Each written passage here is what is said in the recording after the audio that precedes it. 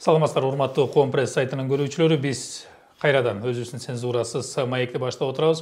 Ал эми бүгүн эч кандай жаап жашырбай цензурасыз айта турган темабыз бул айыл чарба. Фермерлердин, дыйкандардын маселеси жана алардын чечүү жолдору тууралуу маек кылууну чечтик. Ал үчүн биз азыркы тапта практика, тагыраак айтканда ошол дыйканчылык, фермерчилик менен иш алып барып жаткан Рыскүл Акимжанова болду. Чакырдык. Биз азыр баштай турган темабыз бул баягы эле дыйканчылык, фермерчилик болуп атат. Анан кийин баягы жаздын бир күнү бир жыл багаттап коет. Ал эми жаздын камын кышта көр. Азыр мына 10-15 күндөн кийин жаз башталат. Бизде азыр кандай абал бар, кандай коркунуч бар, ушунун баардыгын азыр сиз айтып берсеңиз. Мисалы шаардыктар, же болбосо ушул дыйканчылыктан алыстаган адамдар биз билсек, же болбосо ушул айылдагы дыйкандар деле бизде кандай проблемалар бар экенин, эмне кылып чечсек болот, кайсыл жакка багыт алышыбыз керек, ушул боюнча сиздин пикириңиз тугалы. Айыл чарба тармагы азыр кандай абалда? Саламатсыздарбы, ушул конокко чакырганыңыздарга чоң ыраазычылык. Сиз аябай жалпылап суроо берип койдуңуз. Мен азыр чекесинен ыйлап баштасам, кайсы бирин айтып жетишкенин да билбейм.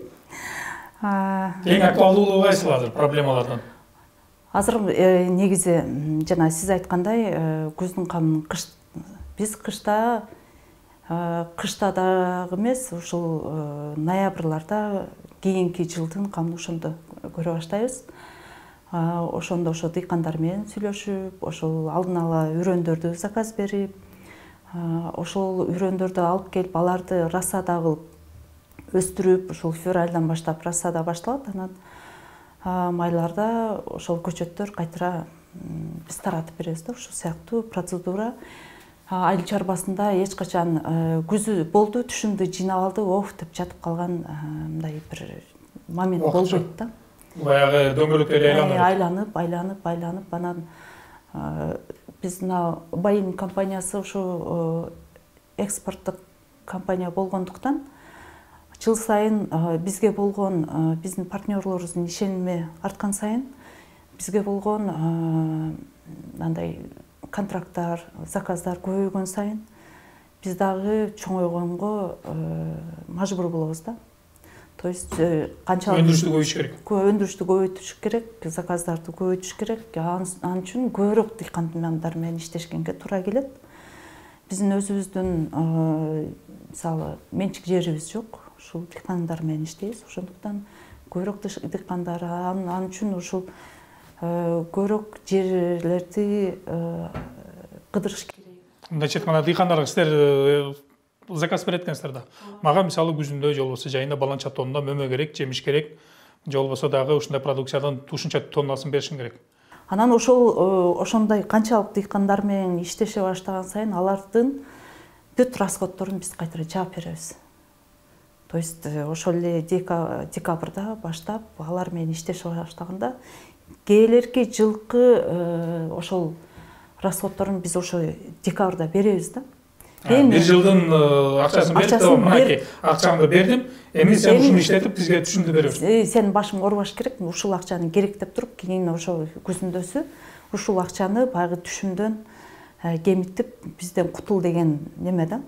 Эми мисалы баягы эле кредит ФСК деп коет, ошол кредитти ала турган болсок, бизге баягы процедурасы бюджеттен бекитип, анын Минфин тиги немелерге которуп, анан банктар биздин заявкаларды карап ошентип отургуча биз где-то бир май, июньдарда алып калабыз да. Демек, кышында берилген өкмөт азыр кечээ мисалы премьер-министр, министрлер кабинетинин төрагасы Акылбек Жапаров айтты, биз 6%дан насыяларды беребиз деп. Эми анын алганыбыз майда экен да. Мен ошол тепиш болуп отуруп. Ошентип процедура менен кеттеп атканда апрель, майда алабыз ал акчаны. Бирок биз ал акчаны декабрда керек деп дыйкандарга берип, андан башка биз жанагы неметкен консервациянын немесин, крышкасын бүт бардыгын Россиядан заказ кылган. Банкасын Россиядан, этикеткасын Россиядан. Биз аны заранее алып келебиз да, тапшырык менен. Ошону биз 6 ай, мына декабрь, январь, февраль, март, апрель, май 6 ай жөн эле башка жактан кредит алып, аларга берип, алардын процентин биз төлөп отурабыз. Мисалы жөнөкөй мисалы 1 гектар 2 гектар менен иштеген дыйкандар бар да. Мисалы жазында, кышында ойлонот, жазган мал эмнени сепсем, жүгөр сепсемби же кызылча сепсемби. 2 гектар жерде балким чөп себип коет. Мисалы да, аларга деле ошол кыйынчылыктан да, бул жанагы 6%дык арзандатылган кредитти алуу. Мисалы мен азыр 2 гектарга союз айдагым келсе же кызылча айдагым келсе, мен барып банкка барып арыз жазсам, мен майда алат экем да. Ал процедура ошол барып калат. Майда алгачкы мөмө жемиштер кыш баштайт. Сен жер айдашың керек. Эми ал өкмөттүн проблемасы. Өкмөттүн проблемасы деген алардын аткара турган иши. Кийинки маселе мындай. Мисалы жакында эле азырда талкуу болуп атат, ишке ашып калат, ишке ашпайт деп да ар кандай айтылып атат. Жанагы айыл өкмөттүн балансындагы жерлердин 75%-ын айыл чарба министрлиги өзүнө алып атат. Бул эмне? Биринчи максаты бул болуп атат, сиздерге окшогон ири компаниялар, кооперативдер алып иштетсин. Анткени мурда мисалы айылда бир айыл өкмөттө 50 дыйкан келип, баягы 100 гектар жерди бөлүп алышчы да.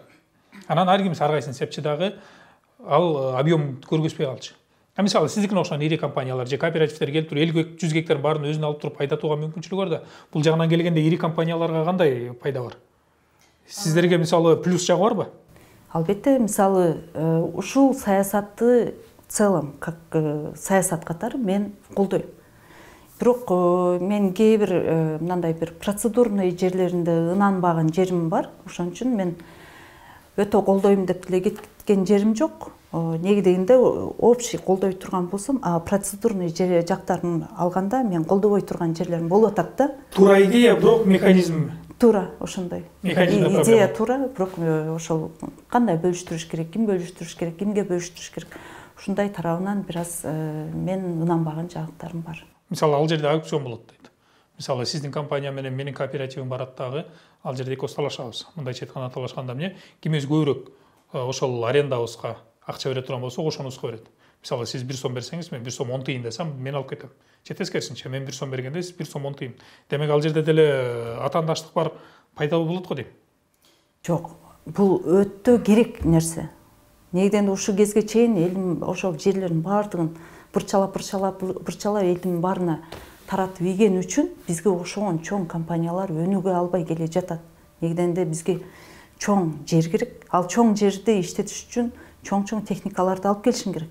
Биз ал техникаларды алып келгенге даярбыз, бирок ошончолук чоң жер бизде жок да. Даярбыз, бирок жок. Анын баардыгы ошо элдин колунда болчу. Эгерде действительно бизге аябай чоң аянтты бере турган болсо, мен мисалы азыр аябай чоң дүйнөлүк стандартта курула турган мындай завод курабыз деп ошого кетип атабыз. Анын ошол завод непрерывно иштеш үчүн 2,5 миң гектар керек мага өзүмө. Демек, бир ишкер ошол айыл чарба менен иштеген ишкерге бер жагы эле 2,000 гектар, 2,5 миң гектар. 2,5 миң гектар неметсе, мен чоң техникаларды алып келип, ошол техникалар иштегенде дагы алар үзүлбөй иштеш керек. Мисалы башынан түштү, аягына чейин ошол только помидор болуп, помидорду собирать этип иштеш керек. Ортосуна келип, мисалы бир дыйканда, жок мен помидор экпейм деп жүгөр эгип таштайт. Ал техника аттап өтөбү. Ушул сыяктуу маселелер аябай көп болот. Өзгөлтүксүз 2 гектар мындай учу кыйры жок 2 гектар 2000 гектар керек. Ошол жерде анан кийин жана океандагыдай болуп айдап жүрө бересиң. Ал маселе макул. Бул эми кооперативдер дагы эгерде ишке ашып кете турган болсо, жана 75% министрликтин колуна өтүп ишке ашып кете турган болсо, анын дагы механизми иштелип чыгат болуш керек. Бул колдойм, бирок ошол механизм иштеп чыгыш керек. Эми макул, сизде 2000 гектар жер бар. Бирок биз былтыр көрдүк, айыл чарба тармагында суу жетишсиз болду. 2,5 миң гектар эмес, 2,5 гектарды сууга албай калдык да. Мисалы Кызыл Чеке болду, Мушташев дыйкандар айласыздан ошого барып атышты да. Анан макул 2,5 миң гектарды Рыскүл Акимжанов алып иштетип атат. Нар жагында кандай болот? Суу жагы бар, анан кийин суудан тышкары жердин салыгы бар. Салыгын 3 жылга азыр салыкты токтотуп койду.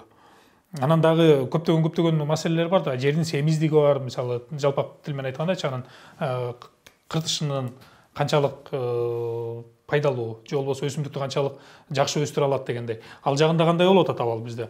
Ошол эле ирригацияга да быйыл аябай көңүл буруп канча бир миллиард сом которулуп атат.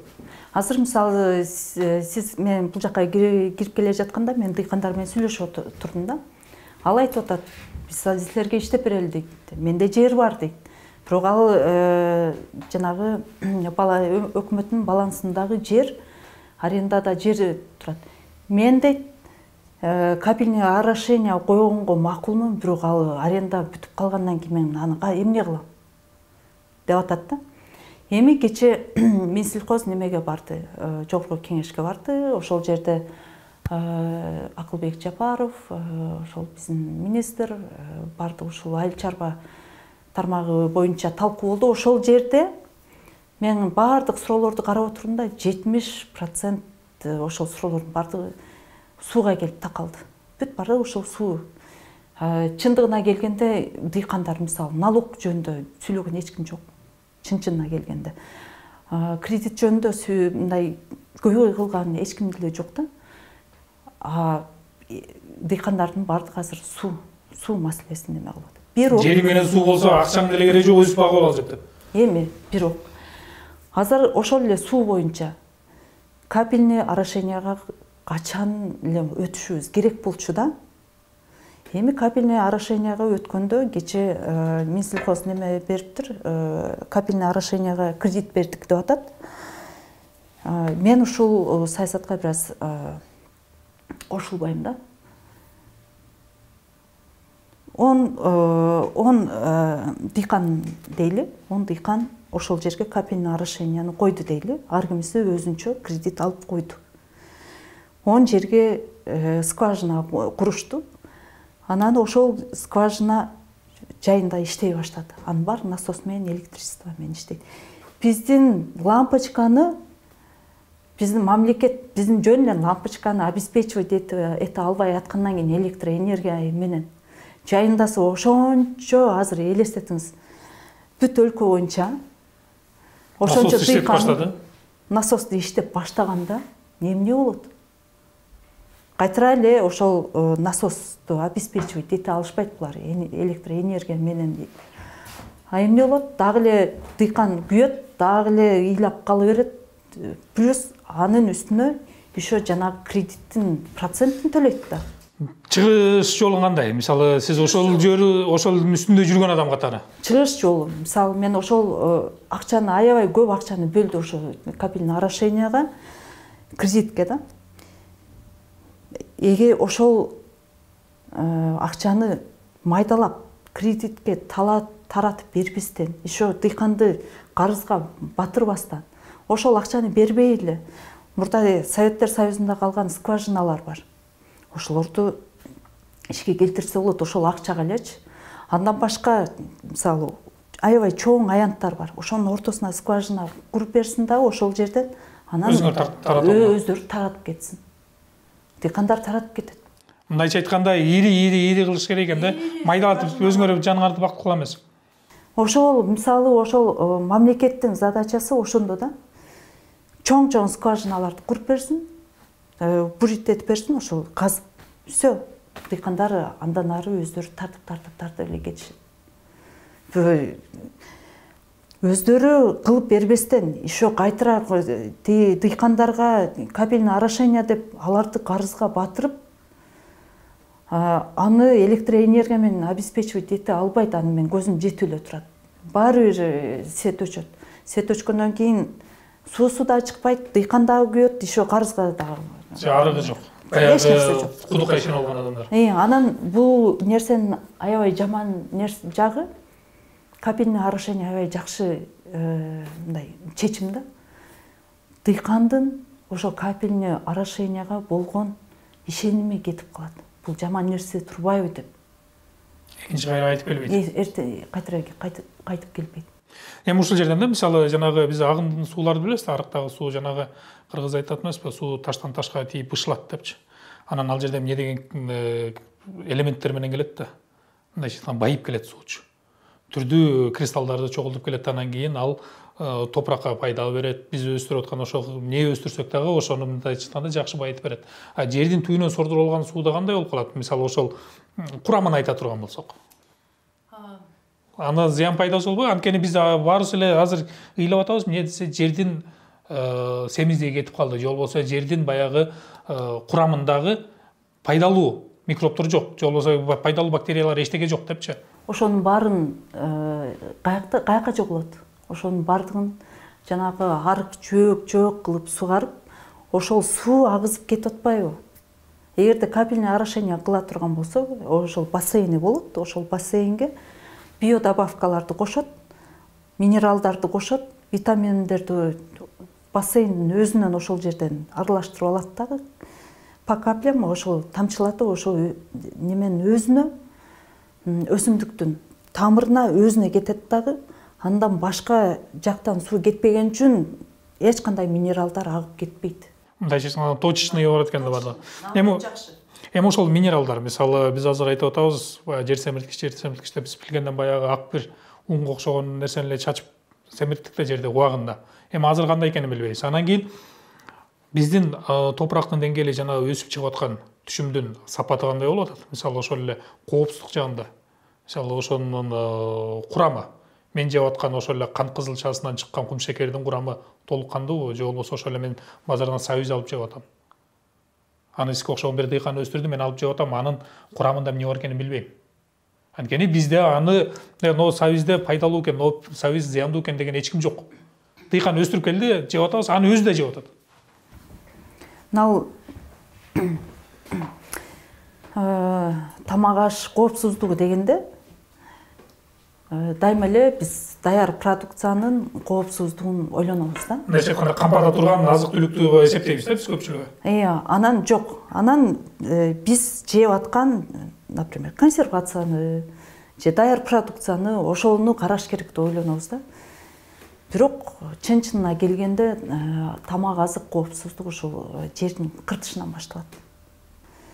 Жердин кыртышынын сапаты дал ошол жер семирткичтерден, ошол жерди иштеткен дыйкандын өзүнүн ички абийиринен дагы көз каранды да. Андан тышкары бизде азыр аябай көп жер семирткичтер сырттан келип атат. Бизде өзүбүздө жер семирткич чыгарган эч кандай бир фирма жок. Ошол сырттан келген жер семирткичтердин качествосын карай турган, сапатын текшере турган бир да лаборатория жок. Демек бизде импортер мен айтып турган болсо, ошону биз ишенип, баягы бир кагаз көргөзүп койсок, мынакей сапаты мындай десе, ошого ишенип келгенге мажбурбуз. Ооба, мисалы кээ бирлер бар да, бизде органик, таза дейт да, кантип ошол органик экенин. Бизде мисалы толтура ошол эле маалда баягы Советтер Союзунан калган Килеген университетибиз бар да, агрардык университет деп коебуз, институт деп коебуз, анан ал жерде деген жылына канча студент чыгып атат. Анан кийин бизде баягы эски лабораториялар сакталган эмеспи? Лабораторияга мисалы мен унчукпай эле коем, мисалы ошол эле бизде сырткы рынокто өзүнүн ордун таап калган биздин балчылар да, бал аябай жакшы кетет экспорткачы. Ошолор өздөрүнүн балдарын кайсы жактан экспертизаны өткөрүп келет. Кыргызстанда өткөрбөйт алар. Ошол эле Москвага, ошол эле Алматыдан өткөрүп келишет. То есть ошончолук аябай жакшы результат бере турган бизде лабораториялар жок. Кээ бир лаборатория частныйлар бар, бирок алар аккредитациядан өткөн эмес. Бул кимдин мойнунда? Эми мамлекеттебиз. Мисалы, мындай карап турган болсок, мен жыгач устамын. Өзүм жыгач менен момундай үстөл жасадым. Буну мен өзүм сатам. Менин милдетим, менин укугум, же болбосо бул менин проблемам. Бирок айыл чарбага келгенде эмнегедир айыл чарба министрлигин каккылай беребиз. Анткени мен жыгач уста болуп туруп столду даярдап сатканыма экономика министри эч кандай таасир бербейт да. Жардам бербейт. Мен өзүм жыгач табам, өзүм балкамдап келип, өзүм мыгым менен өзүм каалаган дизайнда жасап сатам. Өтсө өтпөсө ал менин ачкачылыгым, же болбосо менин чыгашам. Дыйкандар болсо кээ бир учурда мен ойлоном да. Балким жөн эле министрликти каккылап атат. Алар деле тиричилигин кылса да депчи, мисалы өз алдынча. Анткени азыр бизде базар экономикасында баардыгы кантип тилин табат, кантип ыгын табат, ошону менен жашайт. Өзү негизи ушул айыл чарба министрлиги башка министрликтерден айырмаланып, тышкы саясатка аябай көз каранды да. Башка министрликтерден айырмаланып. Анткени бизде ушул дыйканчылык, ушул эле айыл чарба продукциялары, негизи эле айыл чарбадан чыккан бүт өндүрүлгөн нерселердин бардыгы биз сыртка сатабыз, экспортко кетет. Бизде ички өндүрүш жок. Ошол эле этти ала турган болгондо деле базарга түшөт, акыры биздин базарыбыз бардыгы сыртка кетет. То есть кайра иштетүү мүмкүн эмес биздин шартта. Бизде ошончолук кайра иштетүүчү өндүрүшчүлөр аз, ошончо объемдуу. Мисалы, сиздин өзүңүзгө токтололу. Мисалы, мен билишимче, Расул Акимжанова гектарлап помидор эгет, ал помидор бадыраңды алат дагы туздап, ышыл ыкмасы менен консервация кылып туруп, кошуна мамлекеттерге сатат. Башка дыйкандар болсо, башка ишкерлер деле ошондой кылып бир аракетин көрүп атат да. Мисалы, сиз ошол эле өзүңүздүн деңгээлиңиздеги чакан ишканаларыңыз бар. Ушул ишти кылып аткан. Анан кийин сизге окшогон дагы бир 10 чакты ишканалар бар деп коелу. Алар дагы ирилетүүгө мүмкүн эмеспи? Мисалы, сиз деле ушул кирешелерди да чогултуп, мисалы, бүгүн эми 10 көрсөткүч деп коелу, көрсөткүчү 10 болгон. 10 тонна чыгарып атасыз, мисалы. Эртең аны 15 тонна же 12 тонна, анан 20 тоннага жеткирүүгө. Мисалы, сиздин мисалыңыз менен айтсак, сизден башка да көптөгөн дыйкан чарбалар бар да, ири өндүрүм чыгарган. Сырткы игроктор да, сырттагы бизге заказ бере деп келе жаткан биздин клиенттерибиз. Любой Кыргызстандын ушул айыл чарбасы боюнча кызыккан клиенттер эң биринчи чоң компанияларды тандашат да. Чоң компания, экспортный компания. Аларга ишеним чоң. Бирок ошого келип туруп бизге аябай чоң заказды бергенде биз аны ала албай калып атабыз. Мисалы, мага Пятерочка деген Россиядагы бир эле Екатеринбургдагы, ошол Екатеринбург боюнча ачылган Пятерочканын менеджерлери чыгып айтып атат. Ар бир ай сайын бизге 3 вагондон союз бизге поставка кылып тургула деп атат. Бирок мен ал заказды ала албай атам. Неге дегенде, мен ошолунчо союзду сактап ала турган биринчиден жерим жок. Экинчиден холодильнигим жок, же объем жок. Бирок алар, мисалы, ал дыйкандарга келбейт да. Чоң бизге окшогон. Кимдир бирөөнүн канча бир тонна союз ичирип атат, бирок аны сата албайт. Сата албайт. Мен, мисалы, ошончо чоң логистика центр курайын, мага мындай заказ келип атат. Бул жакта дыйкандар ыйлап атат. Экөөнү бириктирип туруп, биз дыйкандарды алып тиги жакка өткөрөлү. Дей турган болсом, мисалы, мага азыр жер бербейт. Ал үчүн мен жер сатып алышым керек. Жер, ошончо жер сатып алганга вложение опять так же. Эмне үчүн биздин ушундай негизги ишмердикке эмне үчүн мисалы биздин мамлекет не участвует да? Эмне үчүн бизге бир жардам кылып же кредиттенби же жерденби же бир эч кандай нерсесин механизмдер дагы жок.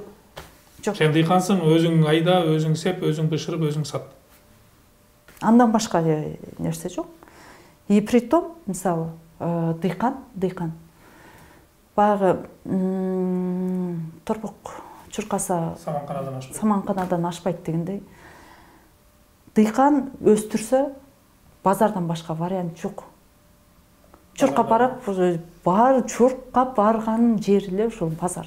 То есть вариант жок. Эгерде өндүрүшчүлөрдү бизге ушундай бир жардам бере турган болсо, аларга дагы вариант болмок. Кааласа өндүрүшчүгө бер, кааласа базарга сат. Дагы бир маселе да, мисалы, биз баягы экспорт айтып эле ураан кыла беребиз да.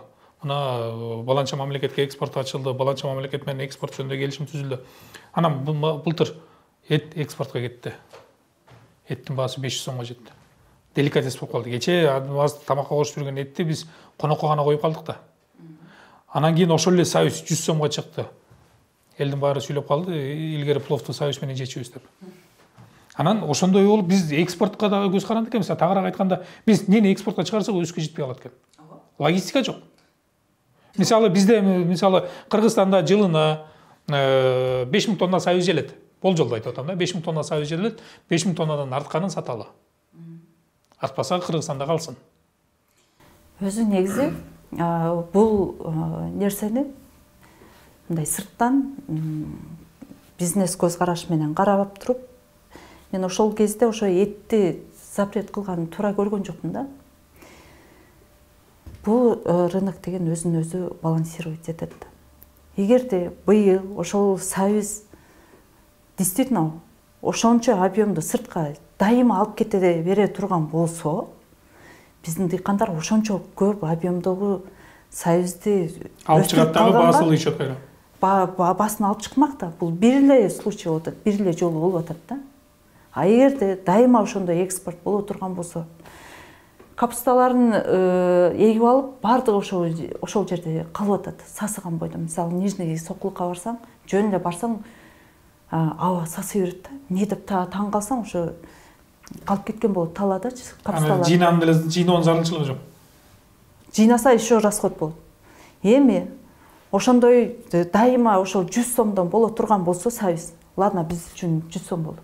Бирок ошол баа эртеңки күнү дагы 100 сом боло турган болсо, бүрсү күнү да ошондой 100 сом боло турган болсо, баягы неменин бардыгы, дыйкандын бардыгы уже сабызга өтөт. Бул жакшы да. Ошол эле фасоль. Мисалы, ошо кече Таласка бардым, фасольду качан эге башташты. 15-20 болуп калды. Жакын эле, мисалы, Союздан бери эмес экен. Андан мурун жанагы кызыл чегичкен, башка жер жемиштерди эккен. То есть бул ошол рыноктун спросун фасоль боюнча жаап атышат, туурабы? Эгерде ошондой спрос болуп турбаса, ошол эле сабызды 100 сомдон эле дайыма 100 сомдон бул нерсе деген жакшы нерсе болот. Баягы Голландия жалаң роза гүл өстүргөндөй биз балким жалаң союздик мамлекет болуп калмак. Мисалы, немеде Украинада, азыр Украина ушундай аракет кылып атат. Булар айтып атат, биз дейт жүгөрүнү нефть кылабыз деп атат. То есть валюта кылабыз деп атат. Элдер нефть сатат, же бир Голландия гүл сатат дегендей да. Булар азыр ошол кукурузаны биз валюта кылабыз деп атат. Биздин негизги таянганыбыз жүгөрү болот. Эми дагы бир коркунуч бар да, мисалы биз дыйкандар аба ырайга көз карандыбыз да. Мисалы мен быйыл кышты көргөн жокмун, анан кийин минтип карап туруп бир маданий өсүмдүк өстүрдүм сатканга деп. Мен макул 2000 гектарым бар, макул 2 гектарым бар, кыскасы тиктим, тиккенден кийин жан жок. Же тескерисинче. Мен ызыкты сүйө турган помидор өстүрүп алсам, жайы менен күнүн көзү ачылган жок. Мисалы биз ошентип сиз айткандай жалаң эле союзге же бир нерсеге басым жаза алсак, анан так ошол өсүмдүк же болбосо ошол түшүн бере турган нерсебиз аба ырайга жана суугатка бир нерсеге байланыштуу бербей калса, баардыгы сызга отуруп калбайбызбы? Тиштин кирин соруп. Сиз өзү дыйканчылык кылдыңыз беле? Убагында болгон. Эмнеге таянып сиз кылдыңыз ошону?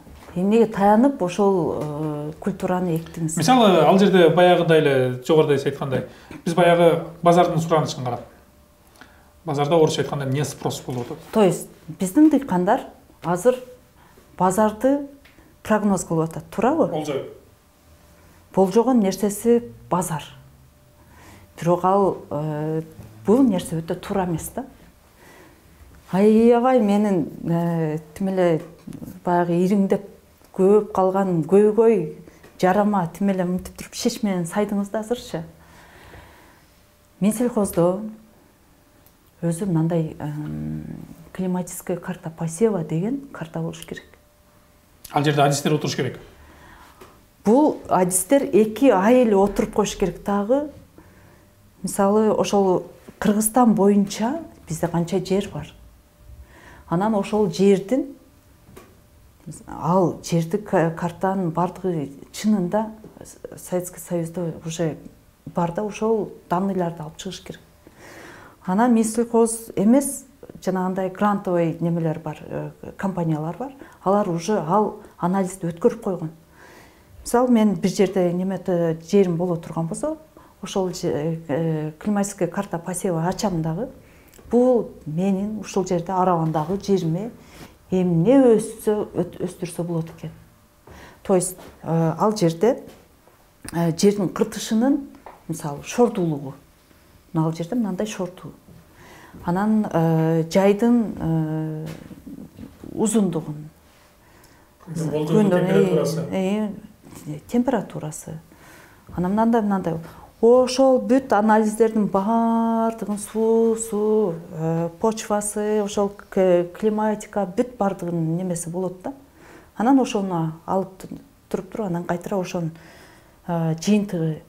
Бул жерге наны эксе болот, наны эксе болбойт, наны эксе күйүп каласың деген климатическая карта посева деген болот да. Мисалы ошол эле Арабандын төмөйүн деген аябай ысык жери бар да. Ал жерге мисалы бадырың эккенге болбойт. То есть бадырың эксе болот, бирок пайда көрөт, бирок аны жай бойдон эге албайсың. То есть кичине эле жаз убагында берет дагы, дальше уже неме болуп кетет. Ысык болуп кетет дагы. Бадыраңдын, помидордун гүлдөрү чаңдашпай калат. То есть чаңдашпаса ал түшүм бербейт. Эми бул жерде мындай суроо бар да. Кичине каршы чыга турган нерсем. Себеп дегенде ошол эле кече таластан келип атабыз. Таластыктарды арыз экпейт. Ал жанагы айыл өкмөттүн министрликтен эч кандай алдын ала прогнозу жок эле, же болбосо жанагындай анализи жок эле билет. Бизге дарбыз өспөйт, кечирип кой. Бизге же бул кайракы жер, же болбосо бул жерде суу азыраак болот, же биз төө бурчак айдайбыз, фасоль айдайбыз, же чөп айдайбыз, же арпа айдайбыз, болду. Анткени башка нерсе эксек өспөйт. Бул жерде мындайча айтканда тажрыйбанын негизинде анализ бар да. Мисалы ошол эле Таластын өйдө жагында помидор бадыраң экпейт. Эмнеге дегенде алар бышып жетишпейт. Ылый жагына тескерисинче эгин экпейт, күйүп кетет. Ушундай түрдө да, мисалы чүй боорунда деле. Айтышат, бул жака пахта эккенде пайда жок. Кечирип кой, мен кызыл чайдаганым жакшыраак. Анткени биз баягы канча бир жылдык тажрыйбабыз бар да, ошол эле дыйкандардын. Бул жагына келгенде айыл чарба министрлигинин зарылчылыгы жокпу дейм. Анткени ар бир дыйкан өзүнүн аймагында, эгерде эле башка бир аймакка барып жаңы жер иштетем деп барбаса, өзүнүн аймагында эмне канчалык деңгээлде өсөрүн жакшы билет да. Ошол эле чүйлүктөр климат бирдей эле деп бул жака төө бурчак айдап көрүштү, бирок таластыктай болгон жок. Айыл чарбанын прогнозу зарылчылыгы жокпу дейм. Азыр сиз чиновник катары неметип атасыз да, өлүп кетсин, ар ким өзүнүн немесин кылсын. Тажрыйбасын, мурунку тажрыйбага таянып иштей берсин. Өлүп кетсин, өздөрү билет деп коет да. Бирок мындай анализге келгенде, мисалы бизге окшогон чоң инвесторлор келгенде, бизге окшогон чоң өндүрүшчүлөр келгенде, ошолор анализ кылат да, кайсы жерден эмне кылса болот экен. Ошондой нерселерге мисалы керек. Түшүндүм. Эми бул жерге келгенде азыр бизде эки суроону берейин. Кыскараак жооп берүүгө аракет кылыңыз. Бизде канчалык пайыз менен ала турган болсок, жазга даярбыз, дыйкандар. Жалпысынан алып келгенде. Кыргызстан аймагынан алат. Мисалы дыйкандар даярбызбы? Майдачы дыйкан, ири дыйкан чарбалар, сизге окшогон чоң компаниялар. Эмнеге жазгы иштерине биз даярбыз. Биз мисалы мамлекеттин бир кандайдыр бир жардамына күтүп отурбай эле өмүр бою өзүбүздүн баягы ишибизди өзүбүз кылып жүрүп биз уже көнүп калганбыз. Иштер жүрөт экен буйруса, мамлекет жардам береби бербей. Бирок ошентсе да жакшыраак болуш үчүн эмне жардам керек эле? Эки ооз сөз менен азыр эмне мамлекет эмне кылыш керек? Мисалы мен айыл чарба министрлигине айтып атам. Айт, вопросторун айт, маселелерин кой. Мен азыр чечип берем деп атам. Мисалы ушундай деңгээлге келе турган болсо эмнелерди суранат элеңиз? Жалпы дыйкандарга. Суу маселесин чечип берсин, биринчиден. Кредит маселесин чечип берсин, экинчиден. Үчүнчүдөн чек ара маселеси аябай актуальный да. Экспорт чыкпай калып атат. Чек ара маселеси дайыма ачык болуп туруш керек. Көпчүлүк ушул жерде конокторума ушул суроону берем да. Мына тажрыйбаңыз бар. Маселелердин чечүүнүн жолдорун көрүп атасыз. Айыл чарба министрлиги министр болгонго даяр белиңиз? Жок. Себеп? Бардыгын көрүп турасыз. ырчактарды билесиз, ыкмаларды билесиз, кандай жолдорго барыш керек экенин билесиз. Мен өзім жалғыз азыр барып тұрып бүт системаны оңдай албайм. Неге дегенде, мен азыр айыл чарба министрин аябай жакшы түшүнүп атам да. Ал киши ошол жалгыз барып алып ошол жерде оңдойм деп атам. Бирок анын ортоңку звеносу бүт саботаждын баары ошол жерде. Бүт системанын бөлүм башчылар, орун басар бүт ошол жерде. То есть эң биринчи ошолорду кеп система тетиги айыл чарбада эмес, ошолорду бүт барын жок, мисалы министр болуп барганда сиз баардык мындайча айтканда иллюстрация деп коюп атат, иллюстрация кыла аласыз да, баарын кетирип туруп сиз билесиз да. Баланча дыйкан чарбада Асан бар эле, тияктан Гүлжамиланы чакырайын. Айткан өткөндө Баткенге барганда Эшмат менен жолуккам, аны чакырайын деп туруп, мисалы ошолорду алып келип туруп иш жүргүзсө болот да. Министр болуп барганда сизде ырчак бар да, жумушчуну мындайча айтканда кадрдык орун алмаштырууну жүргүзгөнгө. Бирок бизде азыр кадрдык жетишсиздик дагы аябай актуальный да. Алар ошончолук канчалык ошолор компетенттүү ошол кадрлардын ордун басып берет. Бул дагы чоң. Демек бизде азыр кадр жок, айластан министрликтин ичиндеги баягы эски кадрлар калды. Ошону менен баягы эски инерция менен жашап атабыз. Кадрлар кимди даярдаш керек? Университет бар, айыл чарба университети. Айыл чарба университети бар болгону менен, мисалы азыр бир толковый агроном жок Кыргызстан боюнча. Сиз звонить этип бирөөдөн сураңыз. Бизге окшогон өндүрүшчүлөрдөн сураңыз. Агрономду каяктан алып келип кимди иштетип атат? Бүт бардыгы Украинадан алып келет, Европадан алып келет, немеден алып келип атышат, Турциядан. Эмне үчүн? Ветеринар. Биз ушундай бир кыйын ветеринар дегенди көрдүңүз беле? Ветеринарлар жок. Инженерлер жок, технологдор жок. Мен башка нерсени айтпай эле коеюн. Суунун башында отурабыз. Суу чарбасы биздин. Суу боюнча канча адисибиз бар? Кыргызстан боюнча капельное орошение боюнча эң кыйын, эң алдыңкы деген бир Жамгыр деген жигит бар. Ал дагы түрк. Анын аркасында канчалаган очередьте турабыз биз азыр. Ай, Жамгыр бизге капельное орошениени коюп берди. Бизге Жамгыр жаадырды. Эми биз суунун башы болуп отуруп, суу боюнча бир адисибиз жок болгондон кийин. Анан индустриальный нерселерди курганда дагы, мисалы ошол эле жолду дейли. Отуруп алып кыйкыра беребиз да. Эмне үчүн Кытайдын компаниялары курат, анан жеп алдык. Бизде жол кура турган бир адисибиз бар. Баары экономист, юрист. Бүт баары менеджер, бүт баары пиарщик, бүт баары юрист. Мен неме менен такси менен жүрөм да.